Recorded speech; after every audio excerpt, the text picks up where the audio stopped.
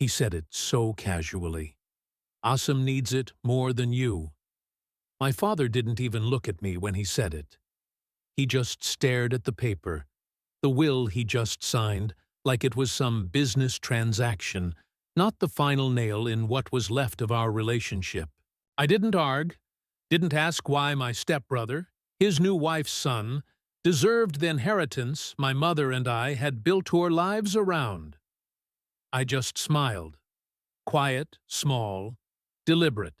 The kind of smile that hides a storm behind it. He mistook that silence for acceptance. He didn't know it was the beginning of his undoing. I was 13 when his second wife, Nadia, entered our house. She was beautiful, yes, but not in a soft way. Her beauty had edges, sharp and precise, like a knife disguised as jewelry. My father softened around her. The man woozed to lecture me about saving money, started buying imported perfumes and designer suits. And Assam, her son, was the golden boy. Fake charm, perfect manners, and that permanent smirk of entitlement. I saw through it from day one, but my father, he saw his own reflection in that boy. When my mother died, I thought grief might bring us closer. Instead, he remarried 6 months later. He called it healing. I called it what it was, replacement. The betrayal began slowly. Small things at first. The joint accounts were suddenly restructured. My father's signature started appearing beside Nadia's on-property papers. Then, Asim moved into my old room when I left for university. Still, I said nothing. When I graduated with honors, he didn't come to the ceremony, but he sent a message. Proud of you. Asim's starting his business. Need some funds. We'll settle soon.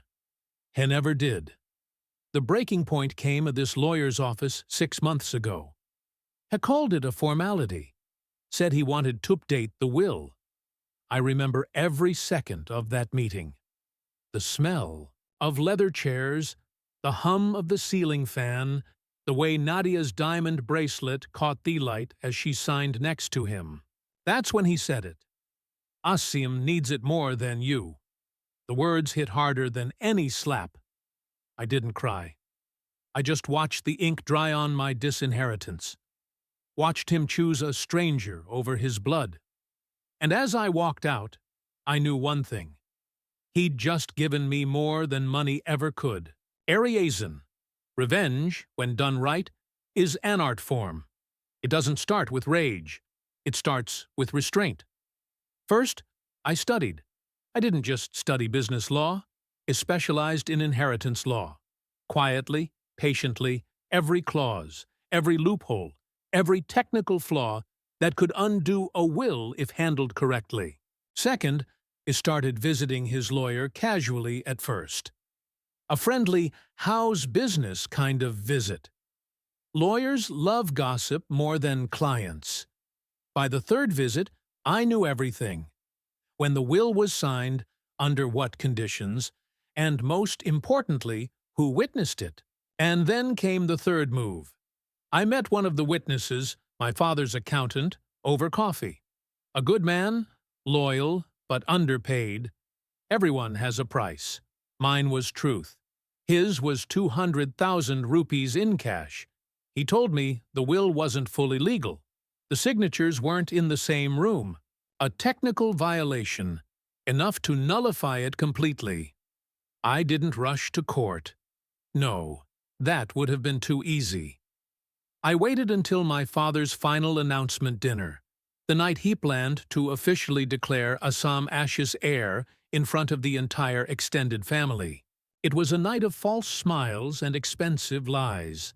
Nadia in silk, Assam glowing with arrogance, my father radiating pride that wasn't his to have. I arrived late, calm, dressed in black. When the toast began, I interrupted. Before you celebrate, there's something you should know, I said, placing a folder on the table. The room fell silent. Inside were the court documents, filed that morning challenging the will, the accountant's affidavit, the legal notice to freeze all assets, pending investigation.